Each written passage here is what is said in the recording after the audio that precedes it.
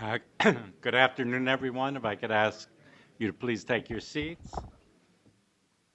Uh, I'm Mark Plattner, Vice President for Research and Studies here at the National Endowment for Democracy, as well as editor of our Journal of Democracy. And it's my very great pleasure to welcome you here this afternoon. Uh, the just published October 2015 issue of the Journal of Democracy features as its lead article a striking essay by our principal speaker today, Stephen Radley.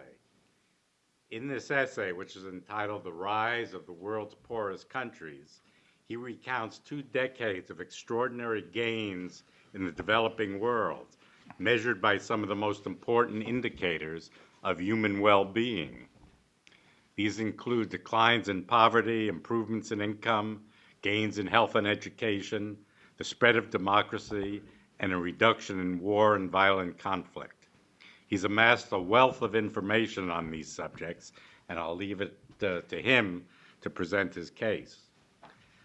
As you may know, the Journal of Democracy has been preoccupied of late with various assessments of the global decline of democracy and differing accounts of the resurgence of authoritarianism. So I can say that it's a special pleasure these days to be able to present an optimistic take on the state of the world, one that views the advance of democracy as going hand in hand with improvements in social and economic conditions. The picture that Steve paints clearly contains a number of measurable and seemingly incontestable facts that point to continuing progress in the socioeconomic sphere. And I hope in our discussion later today, we'll address the question of how these relate to the widespread perception that in the past few years, democracy has been faring rather poorly. Stephen Radley is the Donald F. McHenry Distinguished Professor in the Practice of Development at the Edmund A. Walsh School of Foreign Service at Georgetown University, where he's also director of the Global Human Development Program.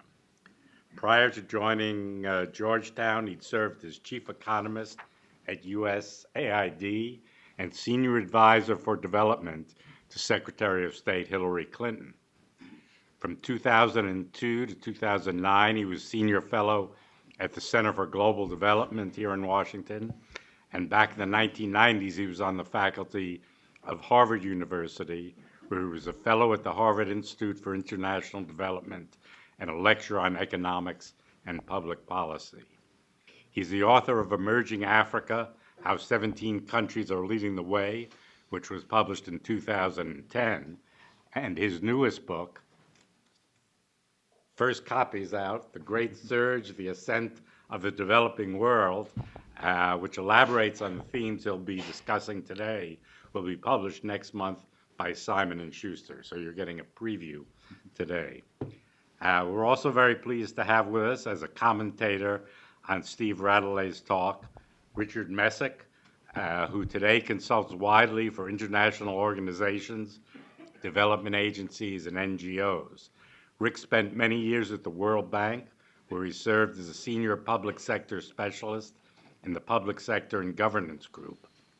Prior to joining the bank in 1997, he was a senior consultant to Freedom House, a senior fellow at Hernando de Soto's Instituto Libertad y Democracia in Lima, and an advisor to the Ukrainian Center for Independent Political Research in Kiev.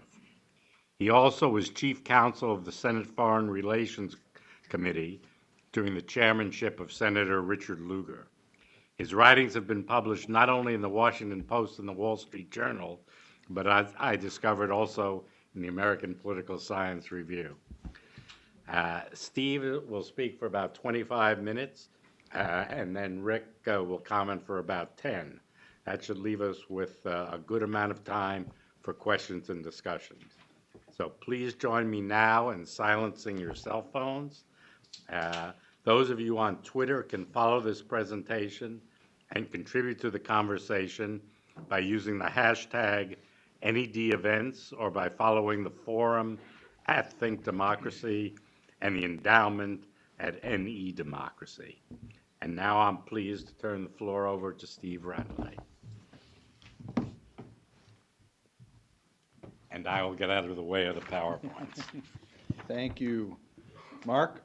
Thanks, everybody, for coming out this afternoon. This is actually among the first of my talks on this new book, which has been printed and will be released on November the 10th.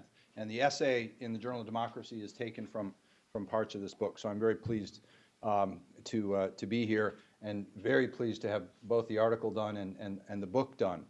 I'm reminded when finishing a book like this of something that Dorothy Parker once said, the great American novelist from a few decades ago. And Dorothy Parker was asked in an interview once what it was that she liked so much about writing.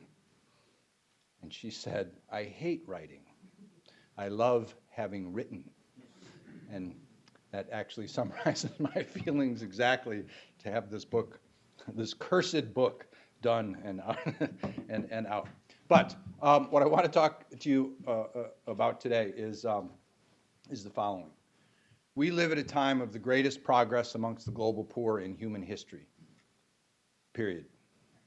There's no other time in history where so many people in so many poor countries from around the world have made so much progress in so many different areas of development than has occurred in the last 25 years. This is happening in Asia, in Latin America, in many countries in sub-Saharan Africa, not all, in most regions of the world, and in the majority of developing countries. Not all, as we will see, not all by a far shot, but in most.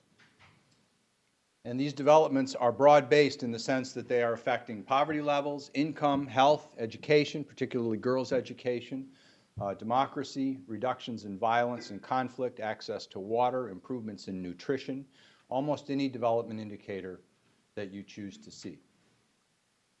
Now, I'm looking at changes over a couple of decades, and I will also look into the future for a couple of decades. And it's always important to remember when looking over a couple of decades that over time there are periods of several years when things stall out or even go backwards. But from a development perspective, we're interested in what happens over the course of decades. But it's hard to see. It's hard for development people working in development to actually see the long-term horizon of 10 or 20 years. And it's very hard for people to see and understand what's happening in other disciplines. So people who work on poverty know all about the poverty numbers that I'm going to show you here, but they don't know as much about the health numbers, and they know nothing about the conflict numbers. People who work on democracy know all about the rise of democracy in the third wave and the recession, or at least the stalling out of democracy that's underway, but tend to know less about what's going on in terms of economic growth or nutrition or agricultural productivity. And so people, I think, are unaware of these changes, even though I think they encompass some of the most dramatic and some of the most important changes in human history. So with that start, let's look at some of the numbers. I want to go through several different dimensions of development, not all of them for sure, but some to give you a feeling for what's going on. This is the number of people in the world living under $1 a day by our best estimates, going all the way back to 1820 on the left, and then more recently on the right, a different set of numbers from the World Bank starting in the 1980s. The first set of numbers from the blue were done by Francois Bourguignon and Christian Morrison, and they are heroic estimates, heroic effort to try to calculate as best we can, or estimate, global poverty going back a couple of centuries. And the main point of this, a couple of points on this, if I can wander. Can you still hear me if I wander over here? Is that all right, or is that no? I'm told I better stay with the microphone. All right, I'll stay with the microphone, even though my wife tells me I think a lot better when I'm walking, because my brains are in my feet, I think. Anyway, on the left you can see in 1820, by these estimates, there were 900 million people in the world living under $1 a day. Now, global population at that point was about 1 billion people. This is 90% of the people in the world were living under $1 a day in 1985 prices, not exactly today's prices, but 1985 prices. Most people in the world were living in what we would now consider abject poverty. Lousy housing, poor health, many died in their 30s and 40s. Most people never saw a doctor. Many never went to school. Most were illiterate. Had very meager incomes, rarely had 3 meals a day, often didn't have 3 meals in 2 days.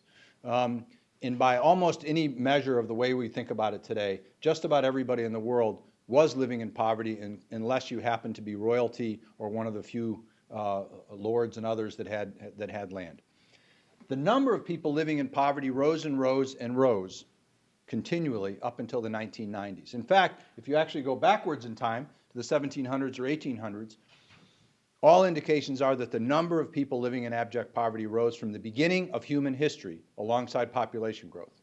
It rose and rose and rose until the 1990s. And for the first time in history, that number began to fall. And not only did it fall, in the course of 20 years, it fell in half. After rising from the beginning of human history, the number of people living in abject poverty fell in half in 2 decades. Obviously, nothing like this has ever happened before.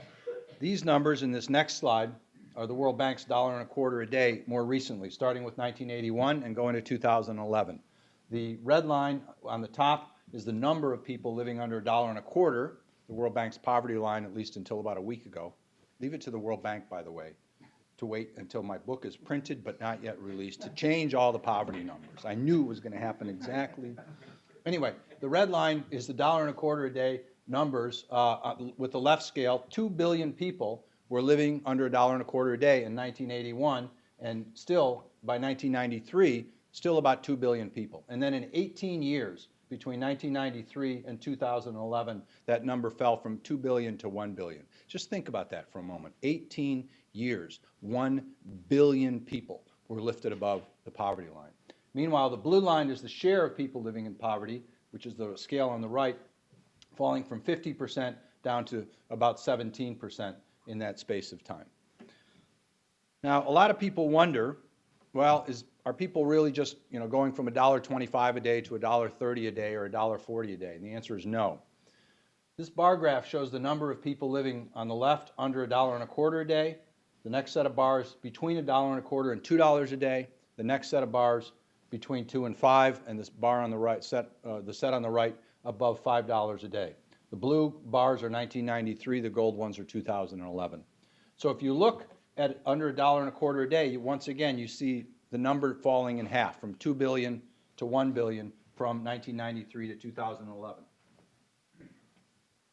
But what you don't see is a big rise of people with incomes between $1.25 and $2 a day. The big jump is the number of people between $2 a day and $5 a day, and on the far right, the number of people with incomes over $5 a day. So these incomes are not rising just a little bit above $1.25 a day. They're moving a lot, actually, over 20 years. And if you compare the number of people now, gold bar, with incomes above $5 a day, the far right, notice that it is now much higher than the number of people today living with $1.25 a day. This is the first time ever in human history that there are more people around the world with incomes greater than $5 a day than with $1.25 a day. It's never happened before. So this is not just a marginal shift, it's a big shift. Now, let me shift from poverty to health. This is the share of children who die before their 5th birthday. Share of children from developing countries that die before their 5th birthday. In 1960, if you can believe it, 22% of children in developing country never made it to their 5th birthday, which is a horrible number, just unbelievable to think about. More than 1 in 5 children dead before the age of 5. But that was the reality around the world just a few decades ago. By 1990, it was down to 10%. Today, it's down to less than 5%. 5% of children dying before the age of 5 is still horrible. That's 1 out of 20. It's still unacceptable. But the drop from 22% of children dying before age 5 to 5% of children dying before age 5 means that 17 out of 100 children are living today that would have died just a couple of decades ago. And they're living better lives, longer lives, healthier lives with higher incomes, as we'll see. Again, nothing like this has ever happened before in human history. There's a story here about technology. There's a story here about globalization. Getting vaccines from manufacturers in Indiana to villages in northern Mozambique is what globalization is all about, or at least it's a very important aspect of it. And it's about figuring out how to get those technologies out to people around the world, whether it's an immunization, whether it's clean water, whether it's oral rehydration therapy. And what's remarkable about this change, more than any other change, is how widespread it has been. This is happening in all around the world. Well-governed countries, democracies, autocracies, dictatorships, every country in the world. In fact, if you look at this number, in 1980, the share of children dying by age 5, comparing it to today, in every single country in the world, the share has fallen since 1980. There are no exceptions, none, anywhere in the world. We're seeing this broad-based improvement in child health. That's translating, along with control in diseases, that's translating into life expectancy. The numbers on the left are life expectancy at birth in the 1960s, again in the 1980s, and then between 2005 and 2010. Life expectancy at birth going from 50 years to 65 years. The numbers on the right are life expectancy contingent on reaching age 5, rising from 61 to 68 years. People are living much longer in developing countries, and it's not only because of what's happening with child death, but it's also because death from malaria has been cut in half in the last 15 years, cut in half, deaths from malaria. HIV deaths, HIV/AIDS deaths are down by a third in just the last 8 years, by a third in just the last 8 years. Tuberculosis deaths have been cut by a third in the last 10 or 12 years. Disease after disease, deaths are falling around the world. Of course, smallpox was eradicated, polio is on the verge of being eradicated, we hope, and a range of other diseases, river blindness and others that have either been eradicated or severely cut back. So we're seeing much longer lives. So that's the health story. On the education story, these graphs show the average years of schooling completed by adults. The 3 bars on the left are 1970, then we have 1990, 2010. The gold are all adults, the blue are males, the red are females. And this is for adults, how many years of schooling they had. It's not enrollment rates that some of you may be more familiar with, it's looking at adults. Looking at the gold bars, in 1970, the average adults in developing countries had an average of 3.4 years of schooling. Now it's 7. They've doubled the amount of schooling since 1970. And the biggest rise has been for girls, from 2.7 years to 6.5 years. I don't show enrollment rates here, but I do in the book. And enrollment rates have gone way up, and especially for girls. Girls' enrollment rates and completion rates, girls' completion rates for primary school have gone from about 50% to over 85%. Far more girls are getting opportunities for school, and far more boys are as well. So there's much more education going on. There are big debates about the quality of that education. Those are good debates to have, but there's no question that far more children are at least getting some level of basic education to go alongside with the health. Okay, so we've got poverty, we've got health, we've got education. These are income numbers. This is just a simple average of the income levels for a group of 109 developing countries, indexed so that all of them equal 100 in 1960. So that's just an index value. And this is an average over time, and you can see 3 clear phases of changes in income, of economic growth. Between 1960 and 1970, 75 or so, there was steady economic growth as incomes rose from 100 to about 150. And then we have a 20-year period where the average GDP across developing countries didn't change. For 20 years, no change across countries. This is the 20 years where development got the bad rap. Everything's failing, nothing's working. And it was a dismal time, starting with the oil crises in the late 70s, through the 1980s, up until the early 1990s, where there were dictators all over the place. There wasn't any economic growth. Poverty was not falling. Health was improving, but that's about the only thing that was getting better. And it was a pretty bad time, the lost decade, the debt crisis, stabilization and structural adjustment programs, all the problems. And that negative view of development progress not happening remains with people today. But it actually changed in the mid-90s. You can see starting in 1995 a dramatic upturn in economic growth, and income levels have almost doubled, gone up about 85% just since the mid-1990s. So that's the average level of income, and it's not just a few countries. This is the number of countries with growth rates, developing countries, with growth rates exceeding 2% per capita, exceeding 4% per capita, and negative growth rates. The number of countries with growth rates exceeding 2% has jumped from 20 to 70. That means 70 countries are now achieving economic growth rates of at least 2% per capita, which means GDP growth of around 4% or more. 70 countries. This is not just China and India, as important as those are, or Brazil and Chile. It's Indonesia and Mongolia and Sri Lanka and Bangladesh and Mozambique and Namibia and Lesotho and Ghana and Tanzania and the Dominican Republic and Costa Rica. It's dozens of countries around the world where this is happening.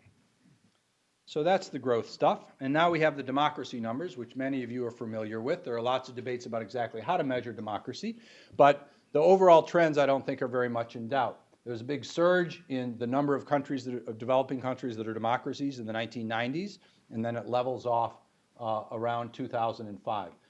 My universe of countries that I track throughout this book, there's 109 developing countries.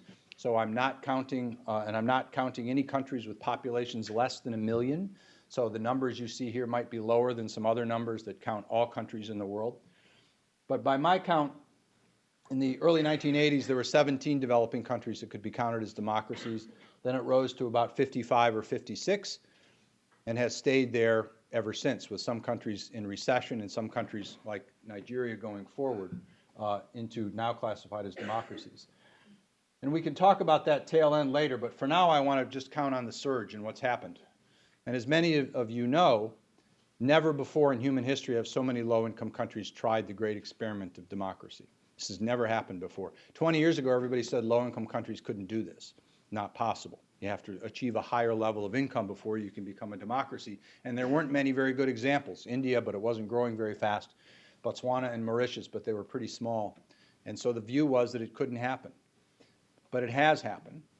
And we have really poor countries like Mozambique and Mongolia that are moving forward with democracy. And yes, it's imperfect. And yes, there's corruption. And yes, the elections are flawed. And yes, not everything works well. And I'm not talking about Washington, D.C. I'm actually talking about developing countries. Democracy is hard, as you all know. And so, yeah, there are a lot of problems. But there is also no question that there is an enormous change relative to what was going on 20 or 30 years ago, with far more governments that are elected and are accountable than there were then. So there's been the big spread of democracy. Of the countries that of the 48 countries here that shifted to democracy in the 1990s, 41 of them remain democracies today. So it is true that there are some countries that are slipping backwards. It is true that there is a bit of a democratic recession. But the larger truth is that 41 out of the 48 countries have remained democracies. The bigger story is that far more countries that moved towards democracy in the 1950s have stuck with it than those that have moved backwards. And we're still getting countries like Nigeria and others that are adding to the ranks. That's the bigger story, even with the flaws in democracy today. Then we have conflict. This is the number of civil wars in developing countries since the 1980s. In the 1980s, at any given moment, there were 12 civil wars going on in developing countries. Now we're down to 4 or 5. And 4 or 5 is way too many. And people look at this and say, how can you claim conflict is going down because of Syria? Well, and I don't want to diminish the problems in Syria or in South Sudan or the several other places where conflict is going on, but there is no question that there is far less conflict today than there was in the 1980s, when every country in Central America was in flames and all of Southern Africa was at war in the last days of apartheid, when Southeast Asia was still in the throes of the aftermath of the Vietnam War and the killing fields of Cambodia, and conflict was far, far more widespread than it is today. Again, that's not to underestimate the seriousness of the conflicts today, but there are far, far fewer of them than there were then. And there are far fewer casualties. This is the number of battle deaths in civil wars in developing countries today compared to in the 1980s. And there's just far fewer deaths and far less conflict. So we have reductions in poverty, we have increases in income, improvements in health, improvements in education, spread of democracy, reductions in conflict. Those are the ones that I'm going to show you here. There are many others in terms of agricultural productivity and nutrition. But people, the striking thing to me is how few people are aware of these changes, given how important they are. There's a survey done last year asking Americans about world events, and one of the questions in there was a multiple choice question: what had happened to the share of people living in $1.25 poverty around the world in the last 30 years? Answer A was the share of people living in poverty had doubled, which is actually sort of almost mathematically impossible. But anyway, that was answer A. 66% of Americans believed that the share of people living in extreme poverty had doubled in the last 30 years. Answer B was the share has remained about the same. 29% of Americans picked that number. That's 95% of Americans got it dead wrong. Answer C was the share of people living in poverty had been cut in half, and only 5% of Americans either knew or guessed that that was the truth. This is one of the most important transformations in the world. It's happening right in front of our faces, and nobody even knows about it. It's actually astonishing to me. Now, I do want to make the point, the big point, because I'm telling a rather optimistic story. In no way, shape, or form should we think that everything is fine. Should we think that all countries are making these great advances? Should we fail to recognize that there are still 1 billion people living in poverty, that there are still 6 million children that die unnecessarily every year, that there are still too many people that go to bed hungry and have insufficient housing and not clean water? I don't for a minute want to suggest that everything is fine. And just as one indication of that, this is the same graph with average levels of income. The red line now is the graph we saw before. If I can go backwards. This is probably dangerous, but I'm going backwards. There it is. Did I get it? Nope, that's the democracy one. Come on. There it is. That line with incomes, that's the same line. This thing has a little tiny bit of a delay in it. That's the middle line here. And then the top line, that's the middle red line, is the same one. The red line is the average GDP level for the 25 developing countries that have been growing with the fastest growth rates since 1960. So this is mostly the East Asian miracle countries and Costa Rica and a few others. These are the really great economic success stories. The gold line at the bottom are the 25 countries with the worst growth rates. And what we can see is that on the average line, the red line, average incomes have more than doubled. The blue line, for the 25 good performers, their incomes have gone up by a factor of 5 in real terms, which is absolutely astonishing. The 25 countries had their incomes from 2 generations, 50 years, go up by a factor of 5. But at the same time, the same world, the same globalization, the same technology, the same global institutions, we have 25 countries at the bottom where there was no growth from 1960. The biggest pattern within developing countries, across developing countries in the last several decades, is divergence amongst developing countries, where a whole group of them are really beginning to shoot forward, but a group is still left behind. So our challenge is to understand what happened on the good side and figure out whether there are lessons there that can apply to other countries. Now, I won't say too much today about exactly what happened. You can ask me more about it. I'll give you a brief overview, but then I want to talk for a minute about the future and then stop. Most of these things changed quite dramatically in the 1990s, and so that begs a question as to why, what happened. And I write about 3 major forces changing. One is at the global level in terms of economic and political systems. And the most important was the end of the Cold War, the demise of the Soviet Union, and the near bankruptcy of communism, at least communism in its strongest form. Those big global changes created brand new opportunities for developing countries.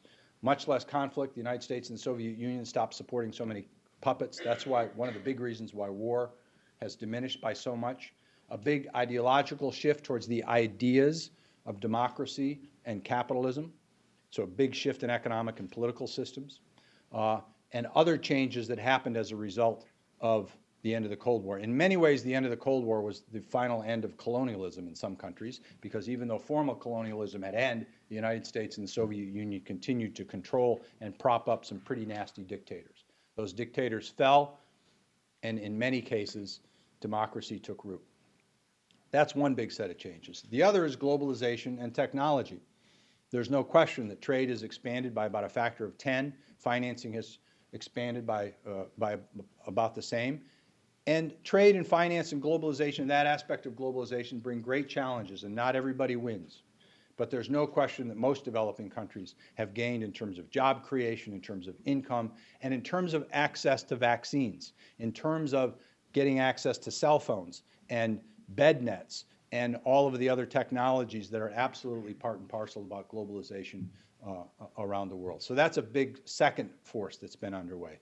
The third big force is within developing countries themselves, that in many developing countries, but far from all, a big shift towards much greater capacity and much better leadership.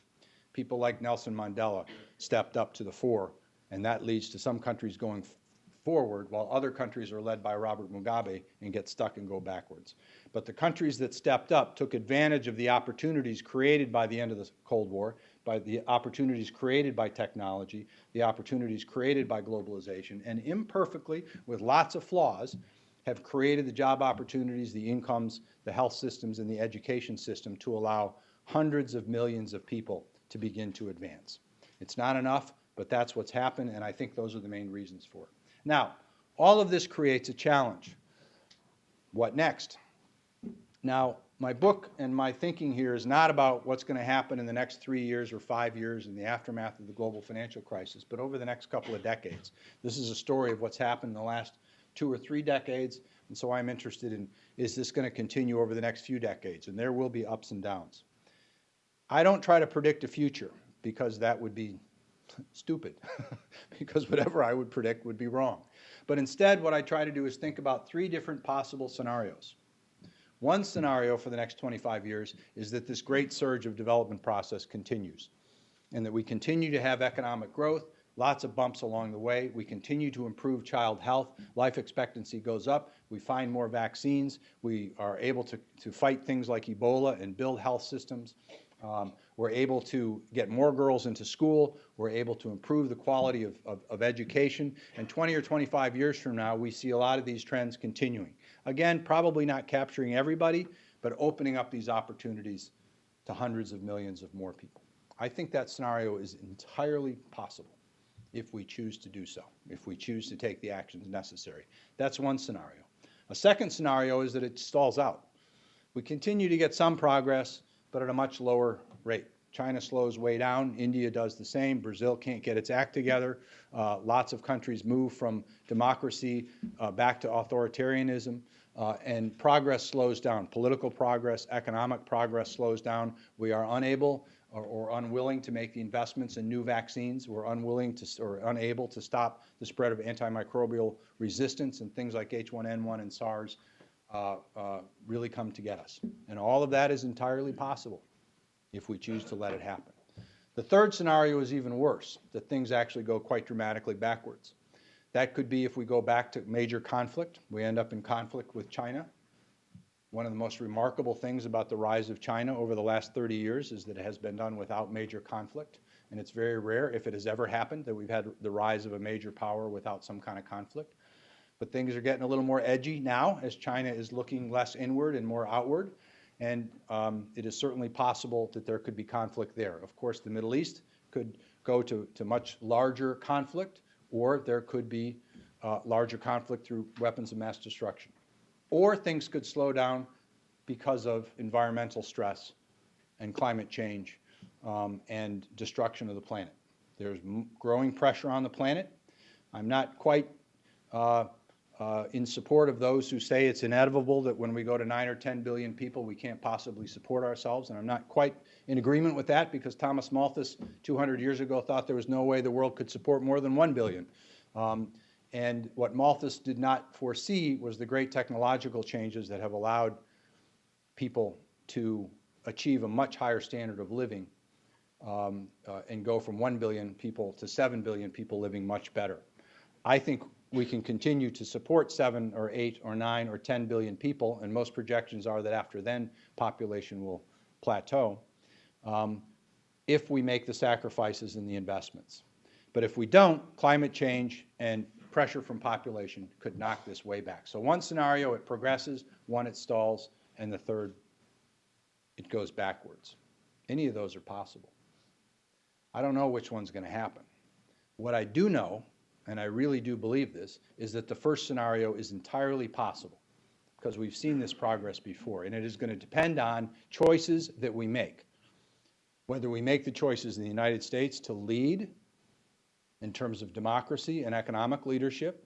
The last 10 years, I think we have stepped back in a very big way, and we are no longer demonstrating how democracy should work and how economic systems should work. And developing countries around the world are seeing that. They are seeing and asking questions. What happened with the invasion of Iraq? What happened with the financial crisis? What's happening with the mess that we have in terms of our political system? And you don't look like such a good model anymore. And if the United States and other leading democracies fail to lead, developing countries aren't going to follow, that's for sure. And they're looking for other models, increasingly, again, towards authoritarianism and especially the leadership of China. So it's going to depend on what we do. It's going to depend on investments that we make and other rich countries make in terms of green energy, in terms of finding fresh water supplies, desalination, in terms of agricultural seeds and fertilizers that can be drought resistant and can grow more food. All of those things are possible if we make the choices and invest in it. If we fail to do that, things are going to go south.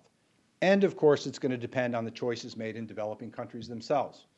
They deserve the far greater share of the credit for the advancements that have been made, and the future is going to depend on the sacrifices and the investments that they make and their decisions about giving girls more opportunities, their decisions about building better quality school systems, their decisions about creating greater economic opportunities. So continuing this great surge of development is completely within our power. I have no doubt that we have the means to do it. I have no doubt that we have the brains to do it, and I have significant doubts about whether we have the willpower to do it. But we'll see. But if we do make those choices, I believe that we are living in the middle of what will be seen in history as the greatest time of progress amongst the global poor ever recorded in human history. Let me leave it right there.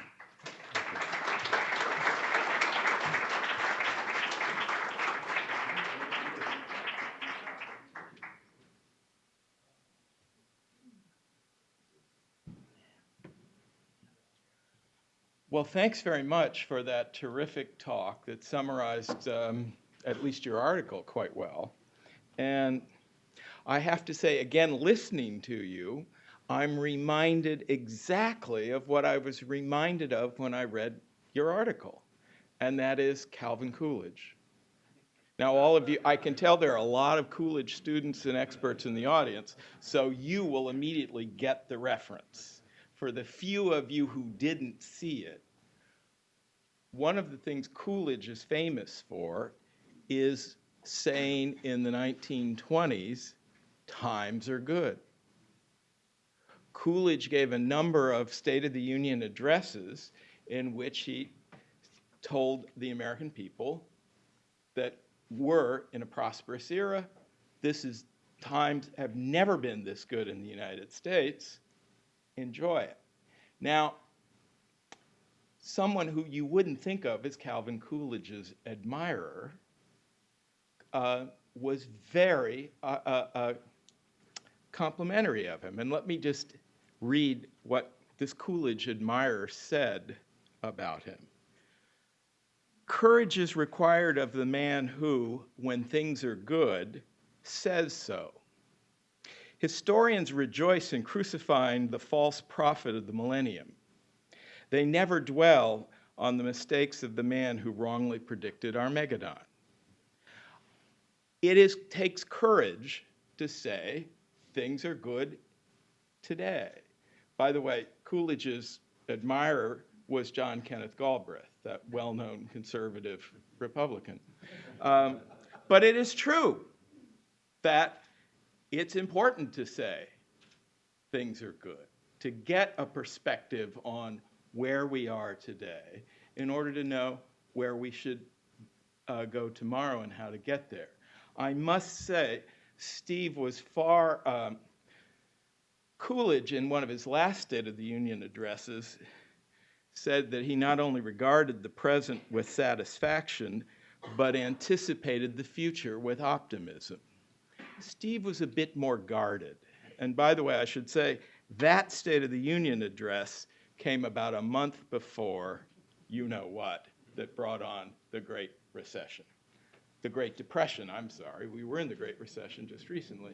Uh, so I thought Steve does a nice job of saying times are good, but it ain't going to continue unless you focus on how to improve it. Now, I'd like to show, I brought a couple slides. I should say, Melissa and the National Endowment for Democracy was kind enough to allow me to show some PowerPoints. I am, how do we get it up? I used to work at the World Bank, and there's a staff rule for World Bank staff that you can't speak without PowerPoint. And although I'm retired, I looked it up in the rules, and it says that rule still applies to retirees, or else you lose your pension. So thank goodness my pension's safe. I'm using PowerPoint. Steve anticipated, actually, in his last slide, the slide I'm showing you, which suggests that while people are getting out of poverty, absolute poverty in record numbers, there's still an enormous gap and a growing gap between the few wealthy and the many others. This is courtesy of the Federal Reserve Bank of St. Louis. A couple of them did a nice job of tracking data from the Penn World Tables on income growth. This is on the left-hand side, real per capita income relative to the US. The US is normalized to that dotted line up there, 1. And you'll see, while there's a couple of countries, this green line being Ireland, I don't suspect that's not in your 109, whose income as a middle income country has shot up and actually exceeded the US for a moment. Many of our middle income countries relative to the US are no better off in 2010 than they were in 1950. The economists call that a trap. These countries are trapped in a middle income situation. Yes, they're getting better, but they're not getting any closer to converging with the US. It's a little confusing. This line here is Brazil. This is Guatemala, and this is Ecuador. There's even a more dramatic, the same situations occurring even more dramatically when we look at low-income countries. With the low-income countries, you'll see many of them, save for China, are still, yes, they're up, but relative to the US, there's still an enormous gap. The development economists call it the low-income trap. Others call it the growing inequality of nations. Take your pick. It still remains a major issue on the development agenda, indeed on the world agenda. I think I'd like, and since I haven't read the book, I don't know how much Steve has taken this on in the book. I didn't see it in the article. The second point, which probably reflects my background as somebody who's worked on economic development and been employed by and now consults for agencies that provide foreign assistance, is a throwaway line in the article that suggested that all the good news that we've heard about has something to do with foreign assistance, that foreign assistance played a role. I don't think so. And you don't have to buy my opinion.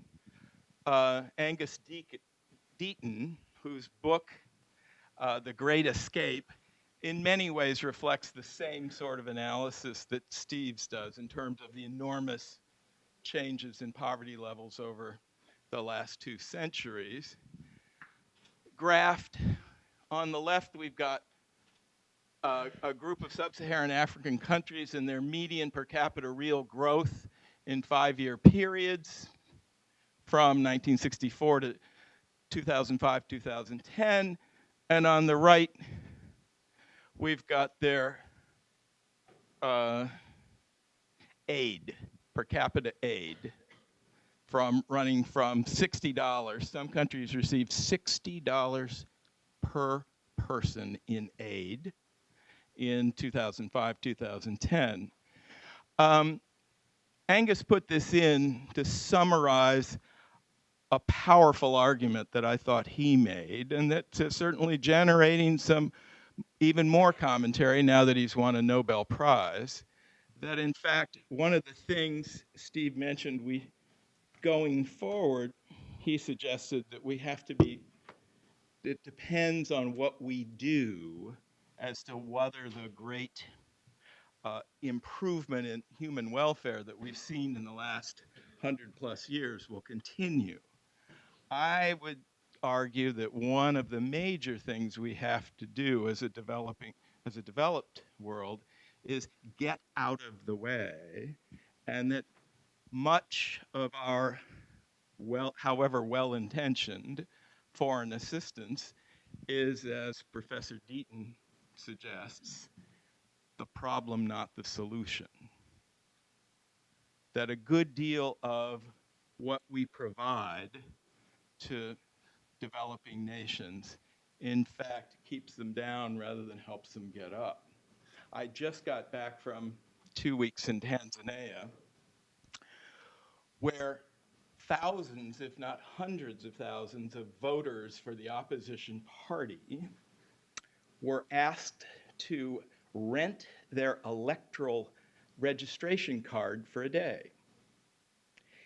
In Tanzania, you have to have this electoral registration card to vote. And the dominant party had a lot of people out in strongholds where the opposition voters were, wanting to rent the card for a day. And I bet you know what day they wanted to rent that card for. It was Sunday, the day of voting. So if you've given up your card for that day, you can't vote for that day, right? Clever little way to keep the opposition vote down. Where do you think they got the money to rent all those electoral registration cards? If you said the rake-off from foreign aid projects to build roads, dams, bridges, and power plants, you'd be very close to the mark. That's the kind of thing that's been going on in this foreign assistance game for a long time. The dominant parties in these countries have been taking a huge share of the money, however well-intentioned it's provided by taxpayers in Britain, the rest of the European Union, the US, etc., and entrenching themselves in power. My argument would be one of the most important reasons people associated with the NED should look askance at foreign aid is because of the tremendous harm it does to the democratic process. But that's probably for a separate discussion.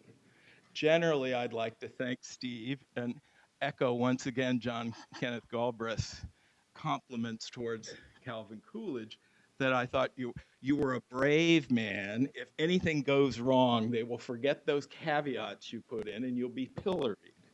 So I hope things go right, and I will do what little I can to see that they do. Thank you very much.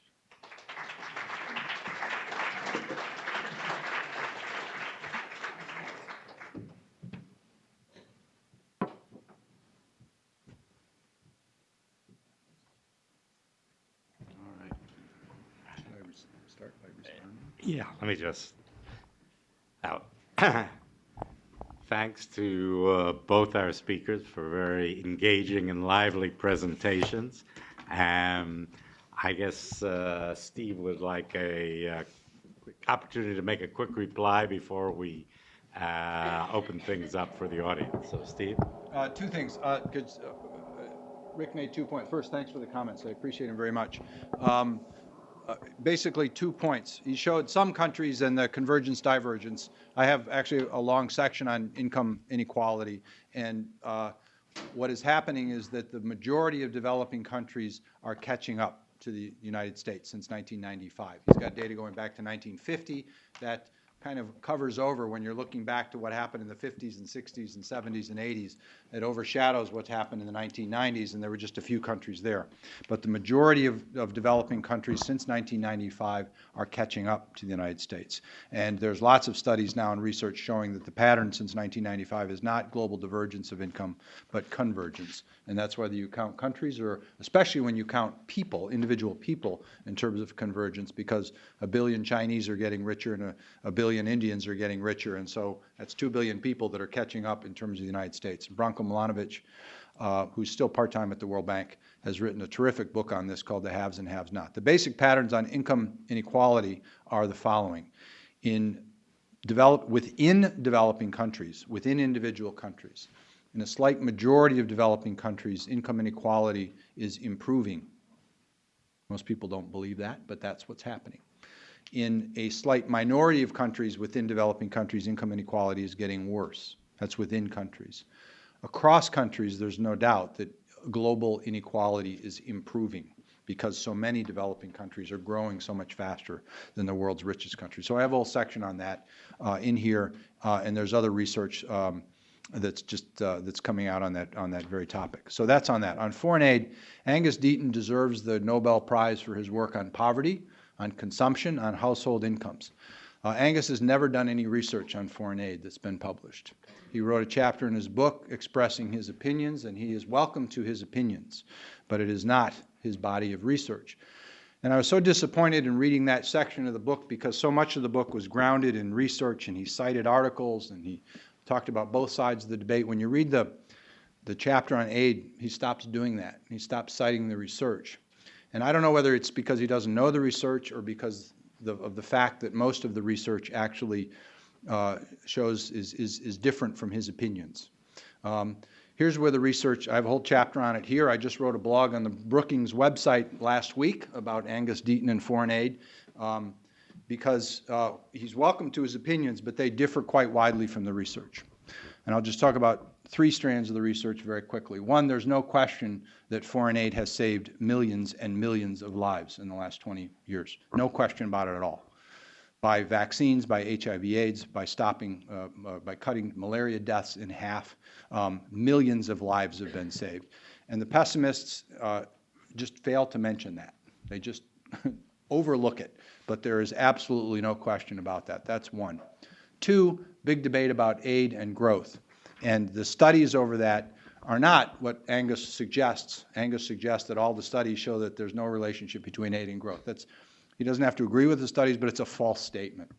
Actually, the majority of published studies in the last 10 years have found a positive and statistically significant relationship between foreign aid and growth. There are lots of disasters. Rick mentioned some. There are lots of things that go wrong. But there are countries like Botswana, like Korea, like Mozambique, like Uganda, like Liberia in the last 10 years that have used foreign aid reasonably effectively to build infrastructure and get growth going. And I have a long bibliography on the Brookings website where you can look and see the studies yourself. The third is on the issue that Angus pushes and Rick mentioned, which is on the relationship between aid and democracy.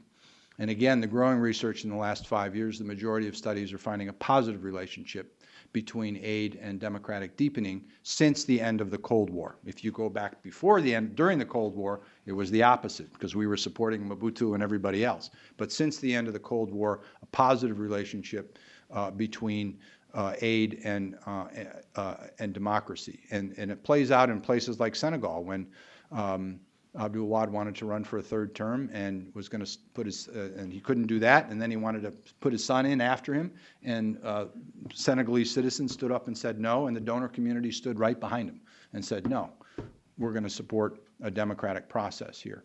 And more that's been what is happening. Not in all countries. There are still certainly places where aid supports dictators and undermines democracy, but this isn't the 1980s anymore. And again, Angus is welcome to his opinions, but I do wish he was a little bit more forthcoming with a more honest, frankly, statement of what the research says. He can then say he disagrees with it. That's fine. But to pretend it doesn't exist, I think, is a problem. Anyway, if you want the citations and the bibliography, it's in the book, but it's also on the Brookings website last week. There are dozens of studies to back that up. But you can go from there to open up for questions. Okay, did you want to? Oh, I can just tell there's some people that never worked in the foreign aid industry. All right, we'll get back to that. I want to ask, before opening the floor, ask a question about the relationship of the socioeconomic side of things to the political. Mhm. Because it seems to me that you describe in the article 6 major areas in which there's been this progress. Yep. And 4 of them are health, education, reducing poverty, increasing income, which all have to do with scientific, technological advance, and what one might call normal progress, modernization even. And then the other 2 are democracy, which is really the internal political arrangements in countries. And then the last one is war and conflict, which is really to say the global structure, global political structure that undergirds what individual countries are trying to do. And in thinking about it, it does seem to me that the first 4 are unlike the other 2. That the first 4, one can see that there's a kind of natural tendency toward progress. If problems, unexpected problems, don't get in the way. Whereas the last 2 are areas where perhaps one thought that democracy would have the same kind of progress as the economy and technology, but now we have some reasons to have a little bit more doubt about that. And certainly the same for, there has been a remarkable period of peace that has promoted prosperity in the last 2 decades. But again, that's perhaps a product of the geopolitical arrangements that happened to be present then. So I guess really what I want to ask, because again, I'm thinking of this question of why there's this gloom about democracy and a part of many people about the geopolitical situation, when there's no denying the huge improvements in the other 4 areas you talked about, whether it's not these 2 areas where progress is the least guaranteed, that in a sense are most crucial for determining the future. What would you say to that? So a couple things. One, it's not clear, the distinction, there's a lot to your distinction. It's not clear that increase in incomes and poverty reduction is a natural state of affairs, because for most poor countries it never happened in world history until just a couple of decades ago. When, up until then, poverty was rising and incomes grew very little, if at all. So it's not necessarily the case, but that's not really the main point of your question. But your point is valid in the sense that the last 2 are more about societies as a whole as opposed to individual welfare. And they're into political systems which are certainly less linear and harder to predict, and we don't know exactly where that's going to go. I put those in there very consciously and after a lot of thought, following a little bit on, of course, Amartya Sen and Development is Freedom, but also my own view and my own experiences in reading and talking to people and living around the world of what most people want. And most people want higher incomes, they want better health, they want access to their education, they want better food. They want to be able to pick their political leaders and hold them accountable. And they want less conflict. They want more security. So it's sort of from that starting point, which is why I put them all in there. Democracy is in some ways the most controversial. I lived in Indonesia for 4 years during the Suharto regime, and I worked for the Suharto regime. I worked in the Ministry of Finance, and every single day I went to work thinking through, what am I doing working to support a dictatorship? And implicit in the back of my mind was this debate that I had every day in the very long ride through Jakarta to get to my office, of is this the right thing to do? What's the model in my head? And the model in my head was implicitly, what I decided every day was that trying to forge some increase in incomes would help pave the way eventually for democracy. But also in my model in my head was that even though there was the raging debate about Asian values and most people didn't think, many people argued, oh, Asians don't care about democracy. As soon as they had the moment where they could seize it, after the Asian financial crisis and when Suharto died, it turns out that Indonesians wanted democracy and wanted accountability and wanted to hold their leaders accountable as much as they wanted jobs and income. And of course, Indonesia has gone through a remarkable change that if anybody would have told me 20 years ago that a furniture maker could beat Suharto's son-in-law in an election, as Joko did last year, I would have said fiction, fantasy, but it has happened. It is I think you're right that moving this forward is going to be very, very difficult in terms of expanding democracy. Sam Huntington, of course, documented this with the waves of democracy, and each time it's gone backwards because it does run into lots of resistance, and we may be at that one of those stages. But of course, at each stage, the number of democracies continues to spread. It's not inevitable. It's not some internal dynamic that it must spread. But I do believe that most people want to live in societies where they can have some level of accountability and choosing their leaders. Whether it looks exactly like Western democracy or not, I don't know. Bert and I were talking earlier about China and the future of China. And I believe that over time, and it's going to take decades, China will move towards continue to move towards some more accountable and something that looks more like democracy, but it may not look like Western democracy. But I do think that that is the way that most humans want to move and move their societies as well. Let me say I absolutely agree with that last point. On the demand side, the desire of most people for democracy is still very much there. The question is how it can be supplied, I guess. Anyway, enough for me. Let me open the floor to questions. First one right over there. Yeah, thanks. Andrew Robertson. Appreciate it. Yeah, two quick questions. One is on the countries that are left behind. What characterizes the laggards, the 25 slowest growing countries? What are the constraints that they face? Yep. And I'm wondering if they're different than some of the dynamics that have propelled the states that are growing. Yeah. The second thing I'd just like to tack on, I mean, it's a remarkable story. You're talking about incredible growth, incredible change in countries around the world tied to American leadership regarding values, our foreign aid, other countries' foreign aid. And it is a presidential election season. So I'd love to ask the question. Is it? What kind of commitments would you like to see from presidential candidates related to American leadership, which might be linked to this remarkable change around the world? Good.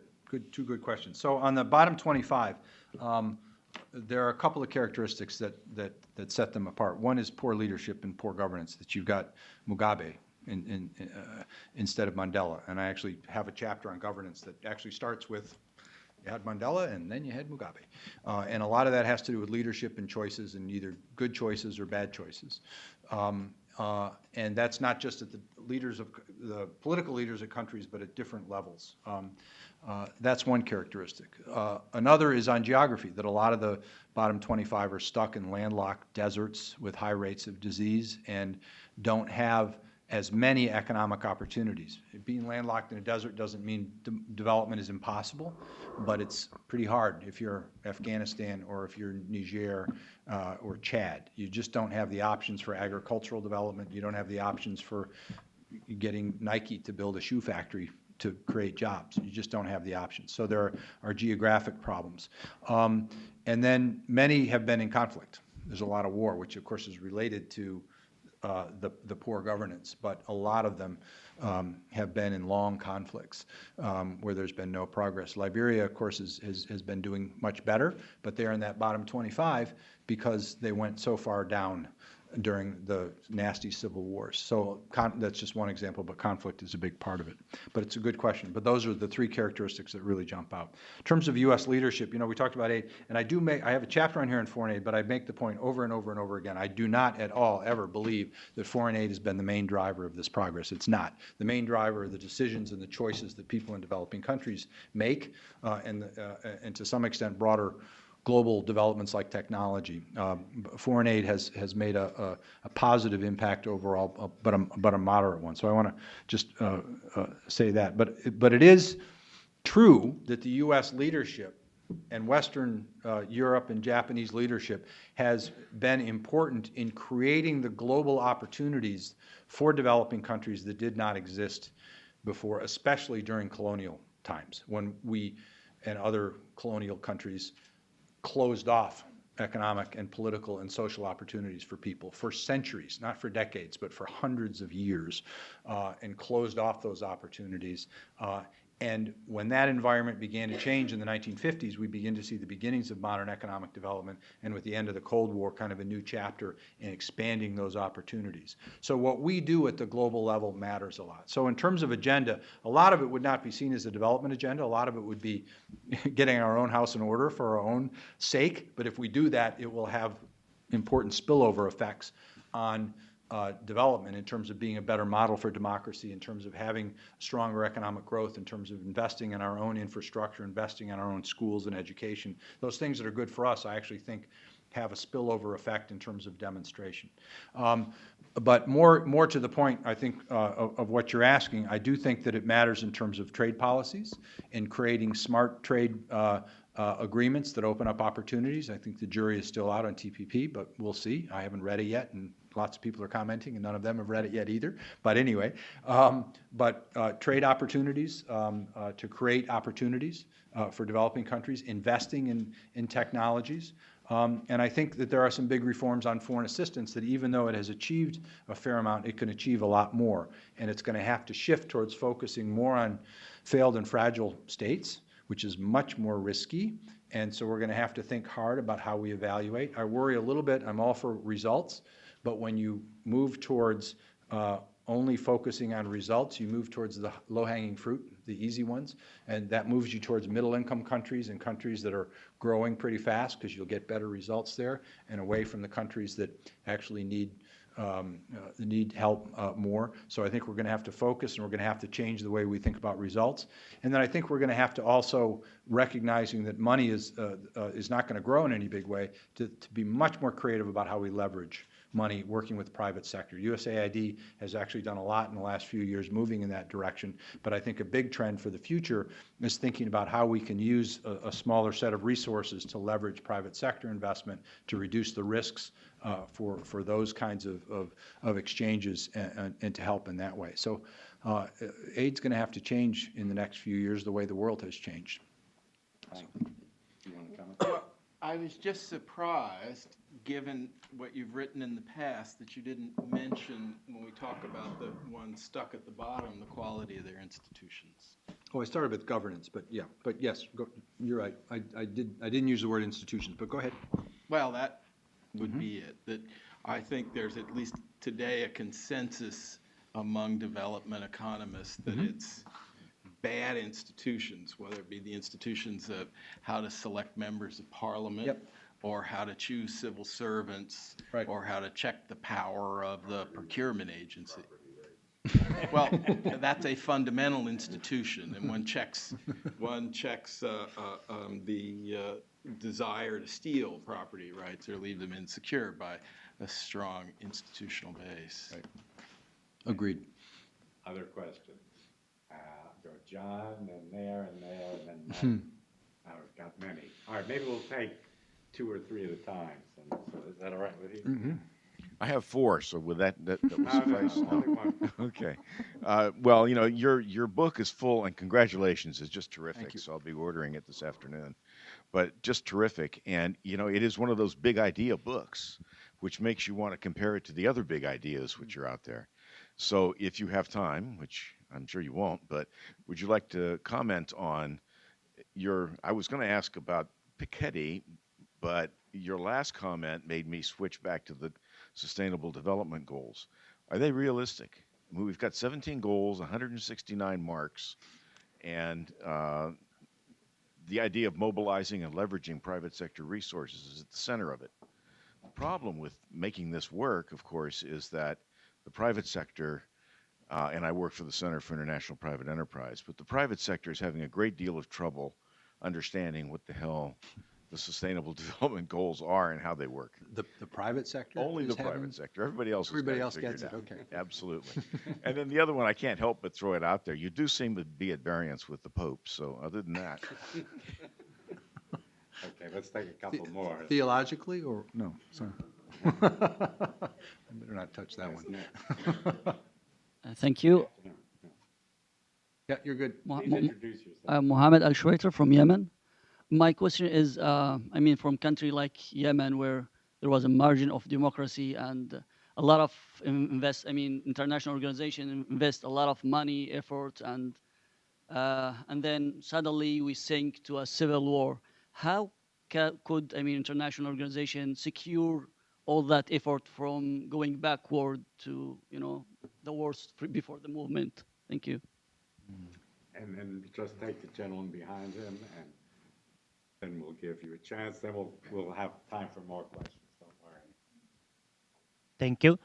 I'm Yogendra Panero. I teach at one of the university here in DC. I have a question. I have actually two concerns on you. I do agree that you do good, and it has left a very positive impact in many developing countries. We have, in the other side, we have also heard that, just mentioning just a few years back, Haiti has a devastating earthquake, and some of the articles I have read, the foreign aid in Haiti, particularly for the reconstruction and rehabilitation for the earthquake, hasn't actually done very well for building the earthquake destruction in Haiti. So, and I'm a little bit worried in this case because Nepal also had a devastating earthquake just a few months ago.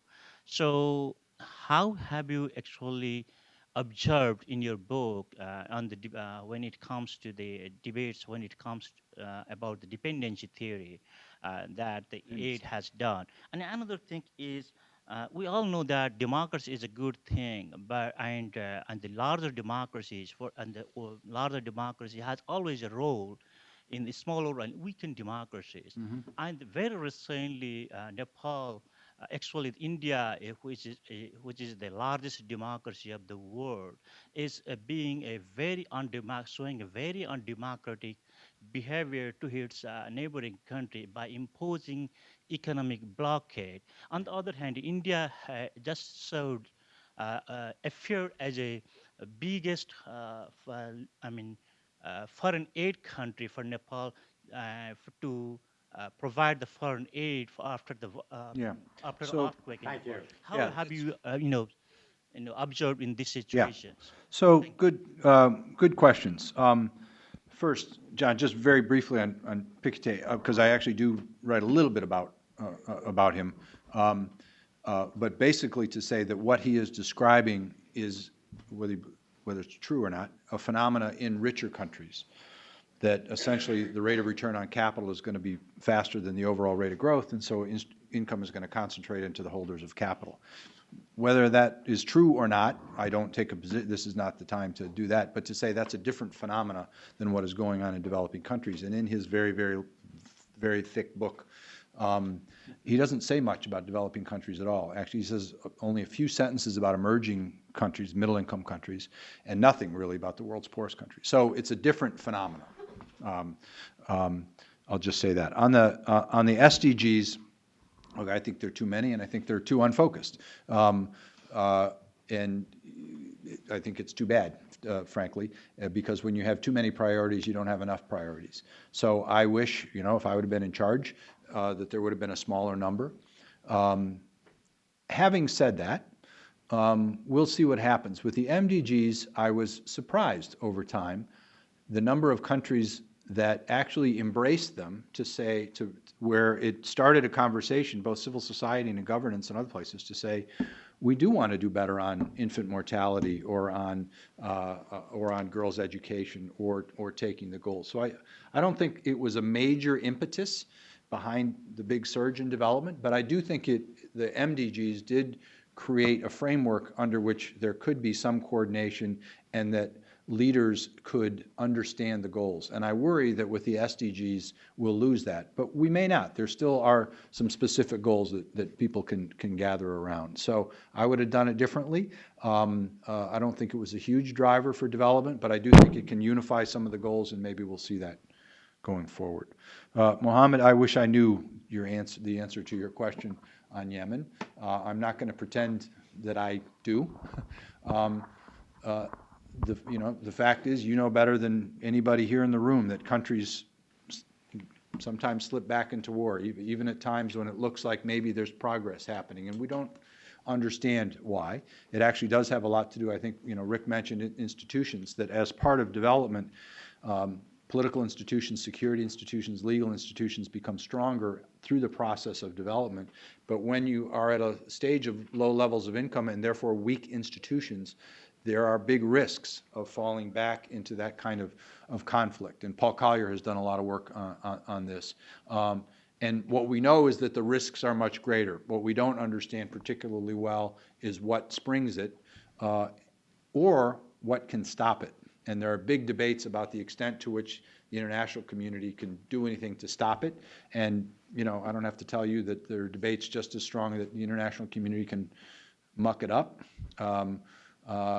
as well as places where intervention can actually help either stop conflict from happening in the first place or stop it once it happens. So, I'm not answering your question because I don't know the answer to the question, and I'm not going to try to pretend that I do or that anybody else does in terms of what the right steps are to kind of prevent civil war and to encourage countries going forward. So that's the second. I'm guessing Rick will probably want to say something on that. But just on the third question on dependency theory, I think there was a lot to that, especially coming out of days of colonialism and during the Cold War, when we did have these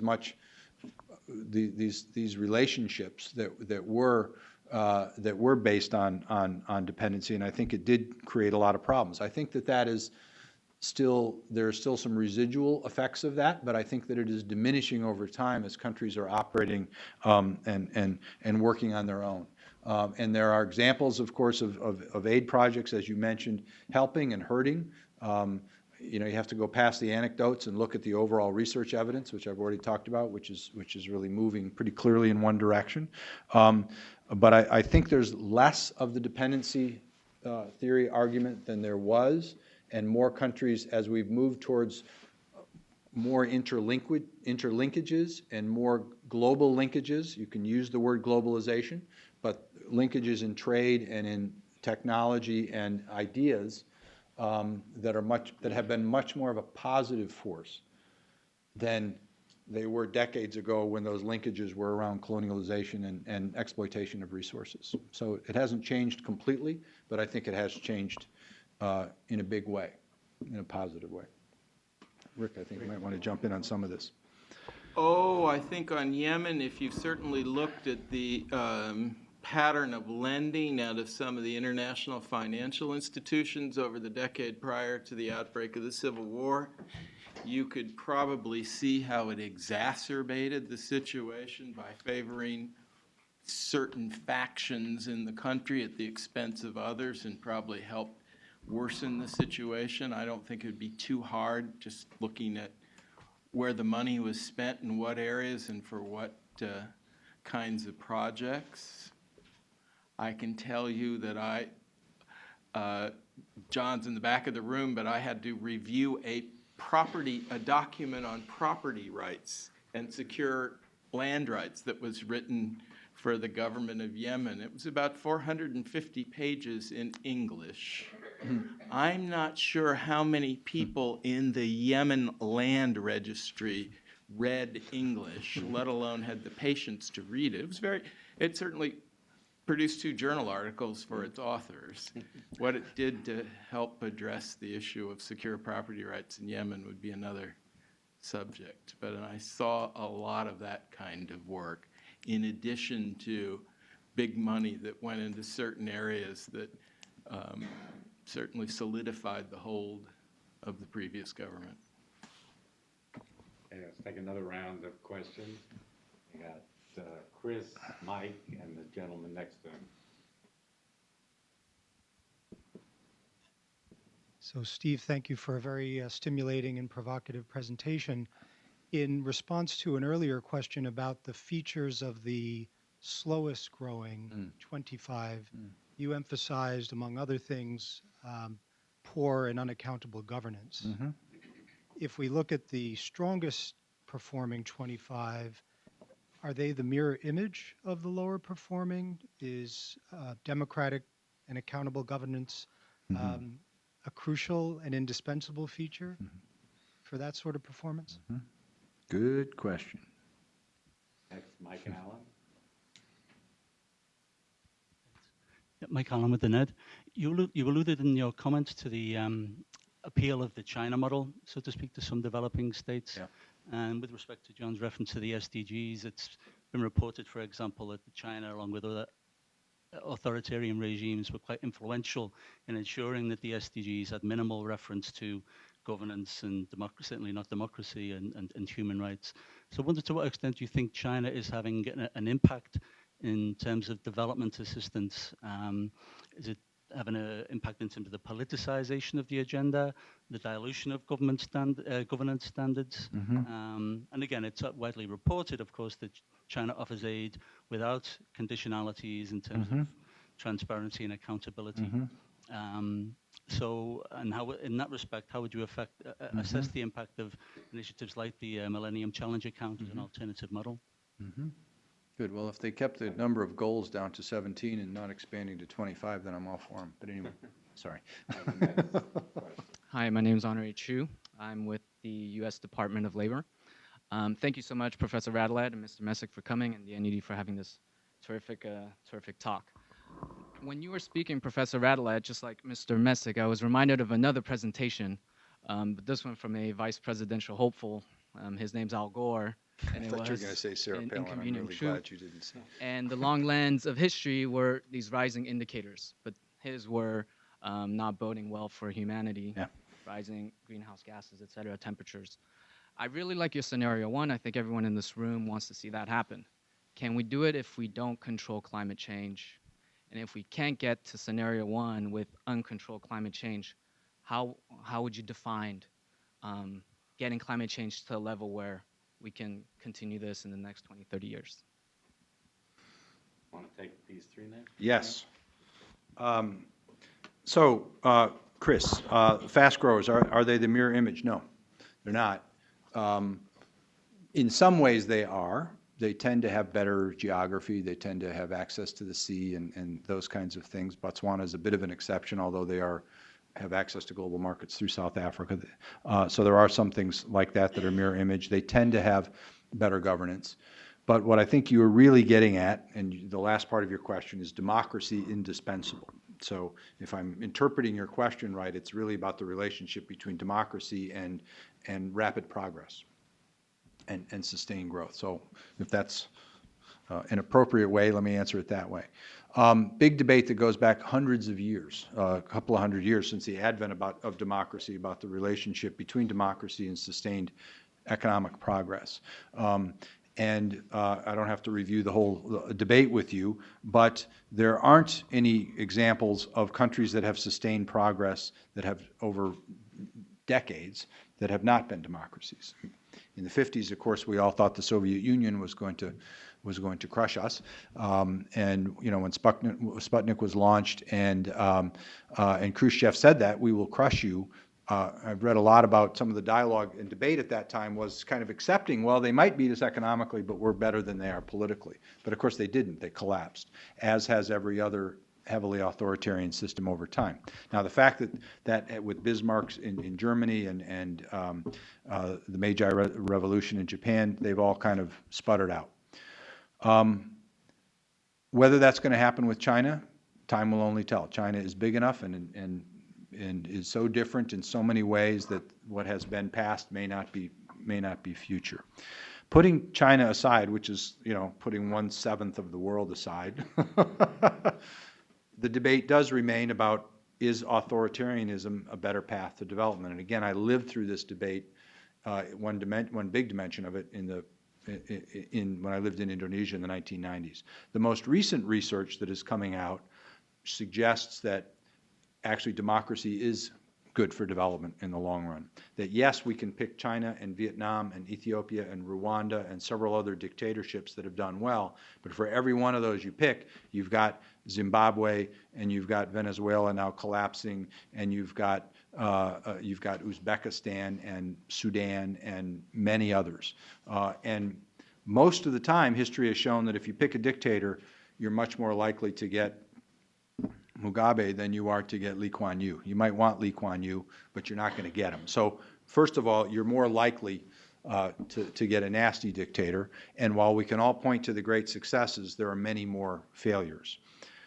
Meanwhile, we've got many more democracies that are doing pretty well. They may not be doing spectacularly as well as China, but India and Brazil, although it's been having some troubles, has done relatively well over the last 15 years. And Chile and Botswana and Mauritius and Indonesia, more and more democracies that are doing well. So John Gehring at Boston University and his associates has done a series of studies on this and show that when democracy is sustained over time, it adds, I think he came up with 0.7 percentage points, 0.7 percentage point. It adds to growth over time, which over time is actually a fairly big number. And Darren Acemoglu and James Robinson, two of the authors of Why Nations Fail, have a subsequent paper that just came out showing that over 20 or 30 years, democracy adds about a percentage point to growth. So it's a big debate, but I'm persuaded that more often than not, and that is, I don't mean that just as a throwaway line, I actually mean more often than not, democracy is good for long-term growth. So that's Chris. Mike, what I just said relates partly to your question, but yours I think was more on the international side with when foreign aid and other things with Chinese aid around transparency. This is where I think the United States has to step up its game and engage more with developing countries, because China is engaging more. And more developing countries want the model of the United States, but the United States isn't there. And so they're dealing more and more with the Chinese. And of course, the Chinese do not do the gentle or aggressive pushing on better governance or supporting civil society. And when we do that, it is sometimes nettlesome to developing countries. And sometimes we get in the way. And sometimes, yes, we can make things worse. But we're also pushing in ways that in many countries does have broad support from civil society and others. And so I think the answer to that is not to stop China, because in many ways they're making a lot of big investments in developing countries that are quite helpful, but for us to step up our game and be a better example as a partner of engaging, both in terms of supporting bigger development investments, but also in terms of continuing to push and nudge towards greater accountability and transparency. But again, we can't do that very well unless we do it at home, by the way. Honore, my former student. It's great to see Honore again, and who I also hired and sent off to live and work in Liberia for a year. So it's nice to see you. And you asked a question that in some ways answers itself. If we don't get climate change fixed, the game over, not just for us, but for developing countries. Developing countries, and you know this well, have done the least to contribute to climate change, but they're going to bear the brunt of the impact. We worry, rightly, about what the impact will be in the United States, drought in California, and lots of other things. But the big losers are going to be farmers that are living right on the edge and that have just come out of $1.25 poverty, and now they're at $2 a day or $3 a day, but they're still living in very, very fragile ecosystems. And when temperatures rise and water tables fall, and their population continues to grow, they're going to be in deep trouble. So as I write in the book, if we don't get that right, game over. I think we can. I don't know if we will. I think we've got, again, the brains. I think we've got the financial resources. I think we've got the people who can figure this out. that's not the constraint. The constraint is selfishness and greed and people who don't want to look at the scientific evidence, and the lack of courage in terms of making the investments and the sacrifice, because it will take investments and sacrifice in order to make the investments in green energy and new sources of water and new food sources that are more science-based. And we can, I think we can fight this and we can stop it. I'm not sure we will, but the short answer to your question is if we don't, this great surge of progress ends. Oh, I just can't help but throw in a little story about my experience with Chinese aid versus Western aid. Several years ago, I happened to find myself on the floor of Mongolian parliament while they were debating this question of aid. The Western donors had put together a package of $225 billion for over 2 or 3 years, and it included the usual kinds of things. You had to have a right to information law, and you had to reform your procurement law, and the usual kind of governance reforms. And the Chinese had stepped in as the Mongolian parliament was arguing over these reforms and said, hey, we'll give you $225 million. No strings attached. And I was sort of caught between these two factions of parliament debating which one to go for. And those of you who work on democracy in Mongolia will be very pleased with what the result was. What would you expect a democratically elected legislature to do when faced with this choice between $225 million with strings and $225 million without strings? What would the House of Representatives do? They took them both, right? They took them both, just exactly showing democracy had come to stay in Mongolia. And you see this actually going on in just more than Mongolia, and just more, people aren't saying no to any money out there. They're taking both. Let me ask a quick question. Sure. You mentioned in your response Rwanda and Ethiopia. And as I recall, back in your book on Africa, which was preceded by also an article in the Journal of Democracy. There's a pattern here. Right. And there were great correlations between democracy and economic growth, except for Ethiopia and Rwanda. And I see them cited more and more. And is there some kind of model there? Are these just individual leaders what do you make of their success? It's a really good question. And there is a model there, and it has a lot to do with individual leaders. I mean, we cannot deny the progress that Lee Kuan Yew made in Singapore, or the economic and social progress made in Indonesia under Suharto when I lived there. I mean, up until the China's great progress in poverty reduction, the country in the world that had reduced poverty faster than any place else was Indonesia under Suharto, where poverty dropped quite dramatically from 1970 until the Asian financial crisis in 1996, when it started to go back up, and many other Asian countries. So it is possible to make progress with what we can call loosely a benign dictator. And that's what's happening under Ethiopia and in Rwanda. And frankly, Rwanda is a really interesting case, because after the genocide in 1995, would it have been a good idea in 1996 to go immediately into a multi-party democratic elections?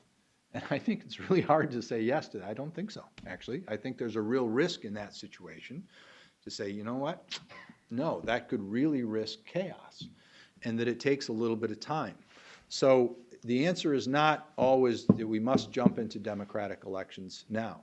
However, having said that, I also think there's a risk that when dictators hang on too long, I mean, power corrupts absolutely, and all of that. And when people hang on too long, and especially when they do not establish institutions for the peaceful transfer of power in a legitimate way, then you risk chaos. And so when Suharto died, it was chaos for 5 or 6 years. Fortunately, Indonesia got back on its feet and it's okay, but it could have played out in a different way. And I worry with Paul Kagame in Rwanda, undeniable success over the last 20 years in ways that no one could have imagined after the genocide. Give him credit.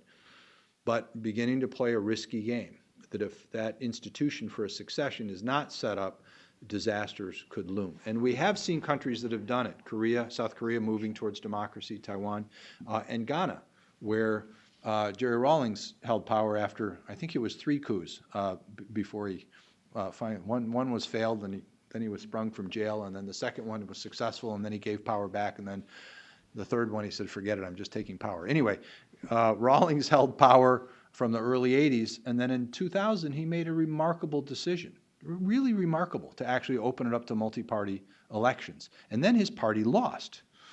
And he made a second remarkable decision, which was to allow the opposition candidate to take power, John Kufuor, to take power over John Atta Mills.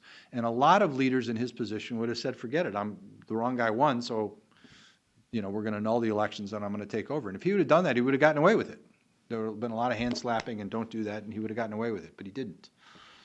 And he made that decision, and now Ghana, of course, is a thriving democracy with several successful elections and transfer of power from one party to the next. And it's just an example of how you can have a model of moving from a more authoritarian government to a democracy. So there is a model out there. It's a risky model because you risk ending up with a Mugabe or a Marcos, who also came in under democracy but shifted into worse and worse dictators. There is a model, but it's a risky model, and it's a model that calls out for what's the transition game, and that's where I think a lot of the leaders fall short. Thanks. All right, we have time maybe for 1 or 2 more questions, but I want to give our speakers then a chance to finish up, so try to keep them brief. Right there. Hi, Jake Grover with the Millennium Challenge Corporation. First of all, thank you to Steve for all the work that he's done, and to Ned for hosting. I've had the great pleasure of previewing many of these arguments and listening to Steve's speeches over the years, and then working with him for a while at USAID. And one of the things that struck me in reading through this article in the journal was your 3 scenarios, and I wondered, where had I heard that? I remembered it was all the way back in 2011 at a future symposium at the Woodrow Wilson Center. Exactly. And the 3 scenarios were roughly the same. But then I started reflecting on, well, what's happened in the last 4 years? We've seen a landmark agreement on emissions with China. We've seen continued poverty reduction. On the less positive side, we've seen moderating growth in the EU and the US to a certain extent. We've seen a slowdown in China, though not catastrophic, relatively slower. But we've also seen conflicts like Syria. We've seen continued political gridlock in the United States. We've seen no reform of the international institutions. So my question to you, Steve, is given these trends over the last 4 years, the new data you've seen, are you more or less optimistic about the next 2 decades than you were in 2011? Good question. Thanks, okay. Jake. It's great to see you. Is there a last one, or should we? All right, let's end it here. And why don't you, unless Rick, you want to say anything, I'm going to let Steve go ahead. Up. Go ahead. I just wanted to ask a question, which is, it sounds like your model from transition to authoritarian to democratic rule is more a great man theory or selfless individual theory. Mm-hmm. Is there more to it than that? Yeah, but it's a good question. Okay, so actually, let me start with that, and then I'll come back with Jake. So there's more to it than that, but there's a lot to it in terms of the leadership of individuals. I really do believe that leadership of individual choices matters, and not to get too hokey, but George Washington made a choice, and he didn't have to make that choice, and it matters, and it still matters today. The choice he made that he was not going to be president for life. Nelson Mandela made a choice against all the pressure for him to run for a second term and possibly become president for life. He said no. So individuals do matter.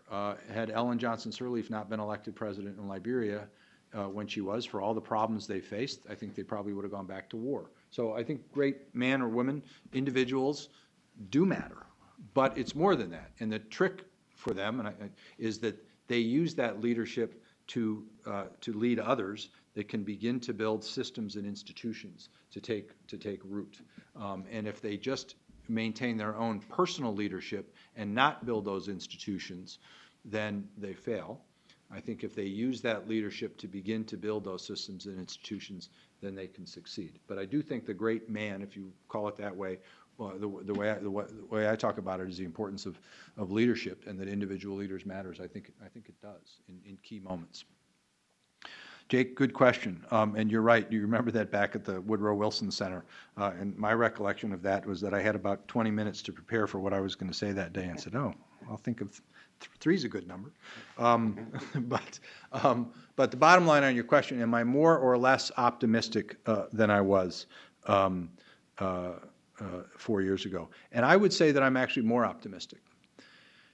Here's why. I keep talking about when I was back in Indonesia. You know, I wrote when I left Indonesia in '95, but I continued to work there through the late '90s. And when '97, the financial crisis erupted. And in the middle of 1997, I wrote an article for Foreign Affairs with Jeff Sachs called Emerging Asia. And we had the audacity to write this article about how Asia was going to continue to grow and develop and move towards democracy in the summer of 1997. And about 3 weeks after the article came out, everything fell apart, and Paul Krugman said, did you guys mean submerging Asia, not emerging Asia? Thank you, Paul. Anyway, we took a lot of grief for a couple of years about how wrong we were about being relatively optimistic about Asia's long-term future. And actually, we were right. Not because we were just so smart, but because it's easy to look at things much worse than what we're seeing today. The financial crises that erupted across Asia and then Russia and Argentina were much worse than anything we're saying today. And it did set countries back for 4 or 5 or 6 years. It did, in a big way. I mean, these were nasty. But countries, they were resilient, and they got back up on their feet. And over time, they are in a much stronger position today, both politically and economically, than they were. So in some ways, I've kind of seen this before. And while there are challenges out there, as you point out, we are finally beginning to see some progress on the United States and China agreeing on climate change. And the debate in Washington, I think, is finally beginning to turn. Whether that's going to translate into any more real action, we've had some on whether that's going to continue or not remains to be seen. But I'm a bit more optimistic now than I was a year or two ago on climate change, which is such a big one. You know, I've spent a lot of time in Liberia during the Ebola crisis, and it's a good time to be very pessimistic about health, but I actually come away from that optimistic, that as tragic as it was, human history is full of health tragedies, as bad as they are, but we have a society that is now more resilient, and I think the world learning from that. You know, health systems are going to continue to improve, and I think we are going to come up with a malaria vaccine. All the scientists that I've talked to say that they're within grasp in the next 5 years, which will save millions of lives, and other advances on health. I do worry about the possibility of conflict with China. I don't worry too much about the competition, but I do worry about the conflict. And I think you mentioned international institutions, which is something I write about, but we haven't talked about here. One of the great challenges we're going to have to face is to rethink and reorganize the United Nations, the IMF, the World Bank, the WTO, and the big international organizations, which have done a lot of good and served their time coming out of the 1940s, but need to be reshaped to meet today's challenges for developing countries. But if we're able to do that, I'm optimistic. And, you know, there have been plenty of times in the last 200 years when people have been very, very pessimistic about the world's future, including the wars and the Great Depression. And human societies have been innovative in terms of technology, but also innovative in terms of global governance and country governance structures that we have continued to advance. And that's what gives me a lot of confidence that it's at least possible. It is not fated that we will, but it is possible if we make the right choices and the right investments. Great. Well, it's only fitting that we end on an optimistic note. There we go.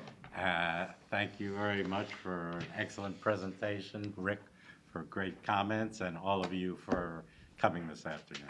Thank you. All right.